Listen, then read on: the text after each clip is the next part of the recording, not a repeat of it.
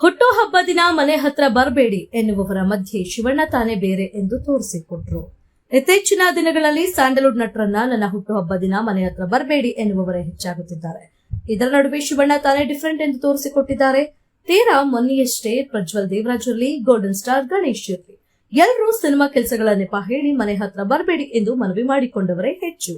ಇದು ಅಭಿಮಾನಿಗಳ ಅಸಮಾಧಾನಕ್ಕೂ ಗುರಿಯಾಗಿತ್ತು. ಸಿನಿಮಾ ನೋಡಲು ಅಭಿಮಾನಿಗಳು ಬೇಕು, ಆದ್ರೆ ವರ್ಷಕ್ಕೊಮ್ಮೆ ನಿಮ್ಮ ಹುಟ್ಟುಹಬ್ಬದ ದಿನ ಅಭಿಮಾನಿಗಳು ಮನೆ ಹತ್ರ ಬಂದ್ರೆ ನಿಮಗೆ ಸಮಸ್ಯೆ ಎಂದು ಹಲವರು ಕಿಡಿಕಾರುತ್ತಲೇ ಇರುತ್ತಾರೆ. ಆದ್ರೆ ಇವೆಲ್ಲರ ಮಧ್ಯೆ ಶಿವಣ್ಣ ತಾವು ಡಿಫರೆಂಟ್ ಎಂದು ತೋರಿಸಿಕೊಟ್ಟಿದ್ದಾರೆ. ಜುಲೈ 12ರಂದು ಶಿವಣ್ಣ ಬರ್ತ್ಡೇ ಇದೆ. ಇದು ದೊಡ್ಡಮನೆ ದೊಡ್ಡ ಮಗನ 64ನೇ ಜನ್ಮದಿನ. ಪ್ರತಿ ವರ್ಷದಂತೆ ದೊಡ್ಡಮನೆ ಅಭಿಮಾನಿಗಳು ಅವರನ್ನ ನೋಡಲು ಕಾಯ್ತಿರ್ತಾರೆ.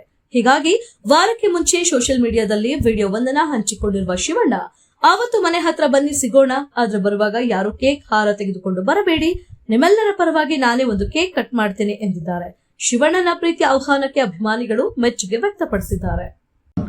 ಹಾಯ್, ಎಲ್ಲರಿಗೂ ನಮಸ್ಕಾರ. ಜುಲೈ 2ನೇ ತಾರೀಕು ಹುಟ್ಟುಹಬ್ಬ ನಿಮ್ಮೆಲ್ಲರಿಗೂ ಗೊತ್ತೇ ಇದೆ.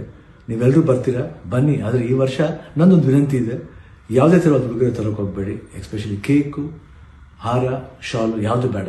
ಆದರೆ ನಿಮ್ಗಳ ಪರವಾಗಿ ನಾವೊಂದು ಕೇಕ್ ಕಟ್ ಮಾಡ್ತೀನಿ. ನಿಮ್ಮ ವಿಶಸ್ಸೇ ನನಗೆ ಆಶೀರ್ವಾದ ಥರ. ಎಲ್ಲರೂ ಬನ್ನಿ, 2ನೇ ತಾರೀಕು ಸೇರೋಣ, ಮಜಾ ಮಾಡೋಣ. Thank you.